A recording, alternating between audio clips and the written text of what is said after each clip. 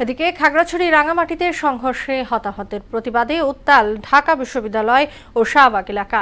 এ সময় ওই এলাকায় যান চলাচল বন্ধ হয়ে যায়।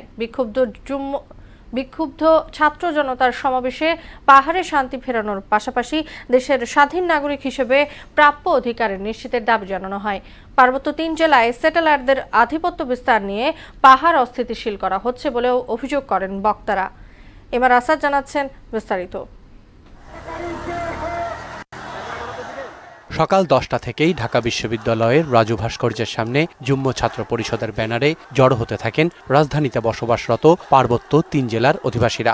প্রতিবাদ সমাবেশে খাগড়াছড়ি ও রাঙামাটিতে উদ্ভূত পরিস্থিতির জন্য স্যাটেলার বাঙালি ও তাদের পৃষ্ঠপোষকদের দায়ী করে নিজেদের দাবি দাওয়া তুলে ধরেন তারা। খাগড়াছড়িতে হামলা হলো, আজকে আবার বনরূপায় একইভাবে এই সাম্প্রদায়িক একটা হামলা হচ্ছে। আমরা এই প্রতিবাদে তীব্র নিন্দা জানাই। এই ইস্যুকে তৈরি করে ওখানে আমাদের যে আদিবাসী ভাই বোনেরা আছে, আমাদের আদিবাসীর যে আমাদের সমাজের মানুষ আছে, ওনাদের ওখানে অনেক ব্যবসা বাণিজ্য পুড়িয়ে দেওয়া হয়েছে, বাড়িঘর পুড়িয়ে দেওয়া হয়েছে। চাকমা রাজা বিরাসিত দেবাশী রায় উনি প্রস্তাবনা দিয়েছেন কিছুদিন আগে। আমার মনে হয় ওনার যে প্রস্তাবনাগুলো আছে এগুলো যদি আমাদের এই সরকার একটু মনোযোগ দিয়ে একটু আন্তরিকতার সহিত যদি অন্তর্ভুক্ত করে ওই যে ভুলটা হয়েছে এখানে সংশোধন করার একটা সময় আসছে। বক্তৃতায় পরিষদের নেতৃবৃন্দ অবিলম্বে রাষ্ট্রের নাগরিক হিসাবে তাদের অধিকার প্রাপ্তির নিশ্চয়তাও চান। আমরা চাইবো আর যেন কারো রক্ত না ঝরে।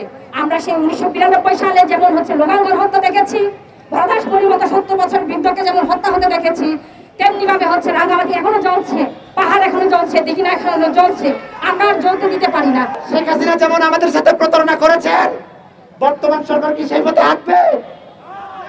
যদি না চান তাহলে আপনারা কি সকলে পার্বত্য চুক্তি বাস্তবায়ন চান? পার্বত্য অঞ্চলে সহিংসতা বন্ধ না হলে কঠোর কর্মসূচির হুঁশিয়ারিও দেন নেতারা। এমআর আসাদ, মোহনা সংবাদ, ঢাকা।